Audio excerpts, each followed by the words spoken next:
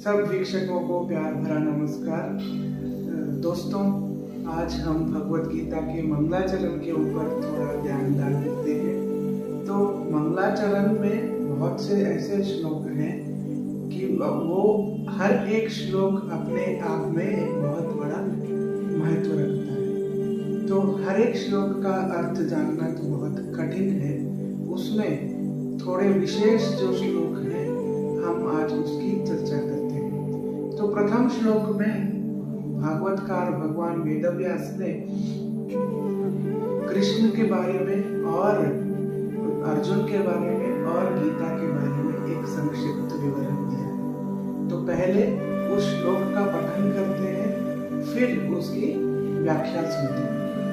ओम पार्थाय प्रतिबोधितां भगवते नारायणेन स्वयं व्यासेन ग्रथितां पुराणमुनिना मध्ये महाभारतम् अद्वैतामृतवर्षिणीं भगवतीम् अष्टादशाध्यायिनीम् अम्ब त्वामनुसन्दधामि भगवद्गीते भवद्वेषिणी।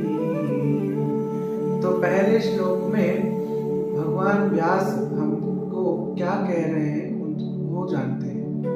तो पार्थाय प्रतिबोधितां भगवतां नारायणेन स्वयं। पार्थ कौन है? पार्थ अर्जुन का औरत है। जैसे कि हम सबको मालूम है, हमको भगवत गीता का अमृत अर्जुन के जिज्ञासा की वजह से ही मिला, नहीं तो हमको वो अमृत रूपी ज्ञान नहीं मिल पाता था अगर अर्जुन की इतनी जिज्ञासाएं नहीं होती और अर्जुन युद्ध भूमि में हार कर भगवान के शरण में न गया होता। तो इतना अमूल्य ज्ञान भगवत गीता का हमको कभी नहीं मिल पाता। तो पार्थाय प्रतिबोधितां भगवतां नारायणेन स्वयं। तो इस लाइन का अर्थ ये बनता है कि पार्थ जो भगवान कृष्ण की शरण में जाकर बोलता है, मैं हार चुका हूँ, मुझे कुछ समझ में नहीं आ रहा, सामने वाले प्रतिद्वंदी सब मेरे परिवार वाले हैं। कोई मेरा दादा है, कोई मेरा चाचा है, कोई मेरा गुरु है, मेरे भाई हैं, मेरे मामा हैं, मेरे बच्चे हैं, एक्सेट्रा एक्सेट्रा एक्सेट्रा। वो उन सब को देखकर अर्जुन के मन में ये आ जाता है कि मैं इन सब से कैसे युद्ध करूं। और जब वो युद्ध भूमि में जाता है, इन सब को देखकर हताश हो जाता है और भगवान कृष्ण से कहता है कि मैं इन सबको नहीं मार सकता। तब 18 अध्यायों में भगवान ने अर्जुन के हर एक जिज्ञासा को विस्तार पूर्वक उसको पूर्ण किया, मतलब उसको समझाया। तो आगे ये लाइन में क्या बोलते हैं? पार्थाय प्रतिबोधितां भगवता नारायणेन स्वयं। तो भगवान कृष्ण कौन है? भगवान कृष्ण साक्षात नारायण है और अर्जुन को इस 18 अध्याय रूपी भगवत गीता का ज्ञान दे रहे हैं। फिर नेक्स्ट लाइन में आता है व्यासेन ग्रथितां पुराणमुनिना मध्ये महाभारतम्। तो महाभारत नामक ग्रंथ का रचना भगवान वेदव्यास ने किया। तो इसी ग्रंथ के अंदर युद्ध पर्व के अवसर पर भगवत गीता रूपी नामक 18 अध्याय हमको मिलते हैं। भगवत गीता और महाभारत दोनों अलग अलग ग्रंथ नहीं है। महाभारत के अंतर्गत भी हम सबको भगवत गीता मिलती है और उसका उनके रचयिता है भगवान वेदव्यास। फिर तीसरी लाइन में आता है अद्वैतामृतवर्षिणीं भगवतीं अष्टादशाध्यायिनी। भगवत गीता को हम तीसरी लाइन में नमस्कार करते हैं। नमस्कार क्यों करते हैं? अद्वैतामृतवर्षिणी। अद्वैतामृतवर्षिणी मतलब अद्वैत नामक एक सिद्धांत है जो वेदों का सार है। तीन सिद्धांत हमको मिलते हैं, एक अद्वैत, एक द्वैत और एक विशिष्टाद्वैत। तो इन तीनों सिद्धांतों के आचार्य चरण हैं। अद्वैत सिद्धांत के आचार्य चरण में श्री भगवान आचार्य, द्वैत सिद्धांत के आचार्य चरण में श्री माधवाचार्य, विशिष्टाद्वैत सिद्धांत के आचार्य चरण में श्री रामानंद स्वामी जी। तो इन तीनों आचार्यों ने तीन सिद्धांतों का, तीन वेदांतों का प्रचार प्रसार पूरे भारतवर्ष में किया। तो हर एक सिद्धांत अपने स्थान पर सही है और समान रूप से श्रेष्ठ है।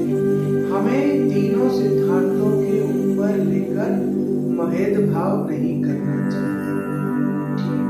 और दूसरी बात, हम किसी भी सिद्धांत से संबंधित हो, हम चाहे अद्वैत सिद्धांत को मानते हो या द्वैत सिद्धांत को मानते हो या विशिष्टाद्वैत सिद्धांत को मानते हो, हमें कोई भी अधिकार नहीं है कि हम दूसरे सिद्धांतों की अवहेलना करें, उनकी निंदा करें, उनके आचार्य चरणों की और गुरु परंपराओं की अवहेलना करें।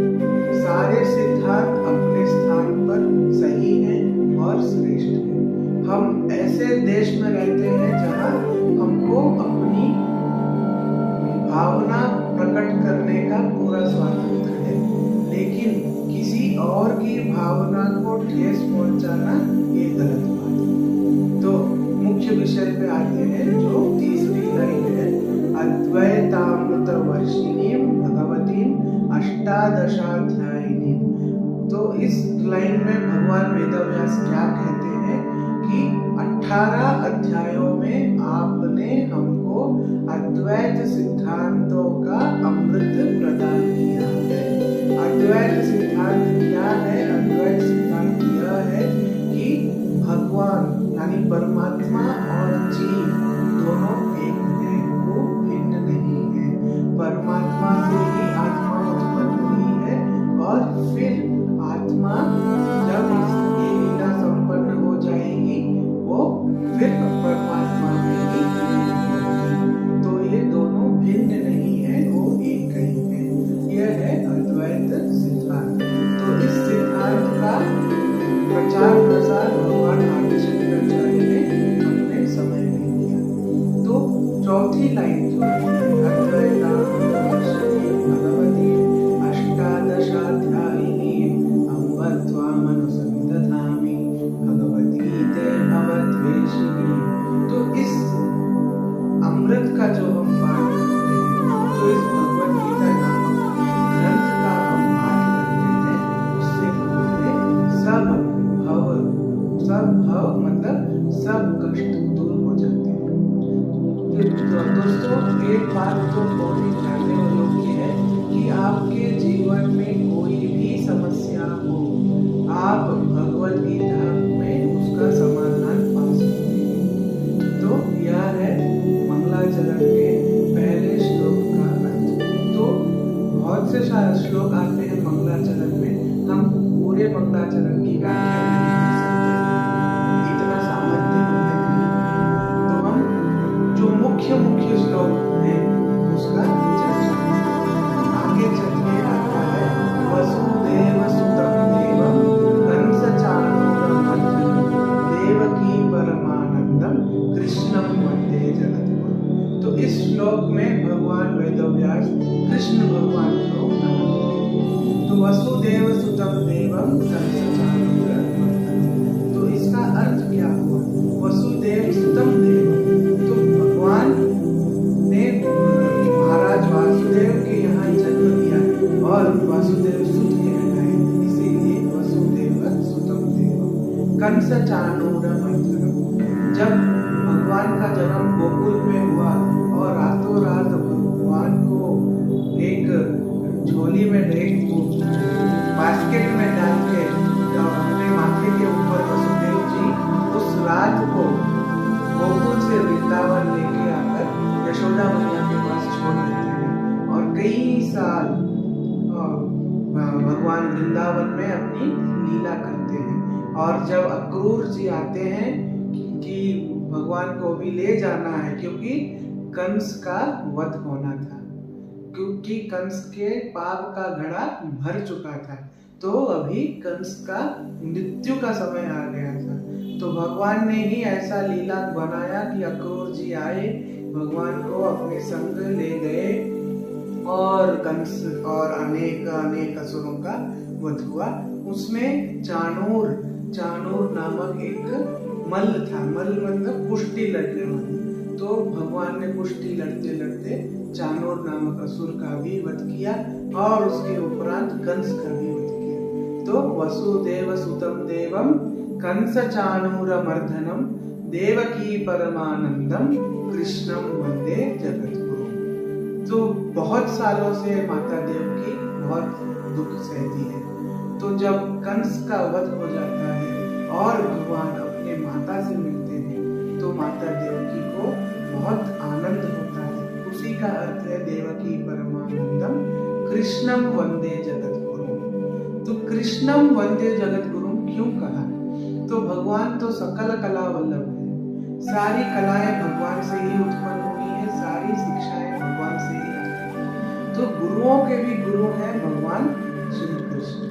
सब कुछ उन्हीं से ही आया है, तो वही हम सबके गुरु है, वही जगत गुरु है। तो उस नाते से हम सब भगवान कृष्ण को वंदे जगत गुरु करके नमन करते हैं। फिर आगे चल के आता है दूसरा श्लोक, मूकम करोति वाचालम पंगुम लंघयते गिरिम यत्कृपातमहं वंदे परमानंद माधवम। तो इस श्लोक को अगर हम बहुत ध्यान से सुने और पठन करें तो ये बहुत गहरी बात है। मूकम करोति वाचालम पंगुम लंघयते गिरिम। तो इसका अर्थ है मूकम करोति वाचालम। जो जन्मजात शिशु अपने जन्म से बोल नहीं सकता है, वो भगवान तुम्हारी कृपा से, तुम्हारे आशीर्वाद से ही बोल सकता है। आप चाहे दुनिया भर का इलाज कर लीजिए, दुनिया भर के डॉक्टरों को, वैद्यों को दिखा दीजिए, अगर उस शिशु को वो भगवान का आशीर्वाद होगा तभी बात कर पाएगा। नहीं तो आप पूरे दुनिया में जो भी साइंस है, जो भी टेक्नोलॉजी है, आप सब कुछ यूज करके देख लीजिए, अगर वो शिशु नहीं बात कर सकेगा तो नहीं बात कर सकेगा। लेकिन अगर भगवान ने चाहा नहीं, मैं इस शिशु को उसकी वाणी वापस दूंगा, तो पूरी कायनात में जो भी हो जाए वो शिशु बात कर ही सकेगा, 100% बात करेगा। तो यह केवल और केवल भगवान की कृपा से ही हो सकता है। और दूसरी लाइन जो आती है, पंगुम लंघयते गिरिम। जो आदमी बराबर चल नहीं सकता, पंगुम मतलब जिसके पैर नहीं है, जिसका पैर नहीं है वो बराबर चल ही नहीं सकता, वो एक पर्वत को पार कर सकता है जब उसके ऊपर भगवान श्री कृष्ण की कृपा हो। तो कहने का भाव यही है, अगर मैं गूंगा हूँ, अगर चाहे मैं लूला हूँ, चाहे मैं लंगड़ा हूँ, चाहे मुझे दुनिया भर की विकलता हो, मैं कितना भी अंगविकल हूँ, मेरे ऊपर अगर भगवान श्री कृष्ण की कृपा है तो मैं अगर गूंगा हूँ तो मैं बात भी कर सकता हूँ, अगर मेरे पाँव नहीं है, मैं लंगड़ा हूँ तो मैं हिमालय पर्वत भी चढ़ सकता हूँ। केवल और केवल भगवान कृष्ण की कृपा से ही। अगर भगवान की कृपा नहीं है, भगवान का आशीर्वाद नहीं है, तो लाख कोशिशें कर लो, करोड़ कोशिशें कर लो, ये सफल नहीं होगा। अगर भगवान हमारे साथ है तो पूरी कायनात की शक्ति हमारे विरुद्ध हो जाएगी, कुछ फर्क नहीं पड़ेगा। हम जैसे थे वैसे ही रहेंगे। वैसी शक्ति भगवान के कृपा में है, भगवान के आशीर्वाद में है। तो यही एक उदाहरण देके भगवान वेदव्यास हमको समझा रहे हैं कि मूकम करोति वाचालम पंगुम लंघयते गिरिम यत्कृपातमहं वंदे परमानंद माधवम। ये केवल और केवल आपकी ही कृपा से संभव है माधव, कि एक गूंगा व्यक्ति भी बोल पड़ेगा और एक लंगड़ा व्यक्ति भी हिमालय पर्वत जैसे महान पर्वतों को भी पार कर लेगा। तो यही कुछ लोग हम लोग आज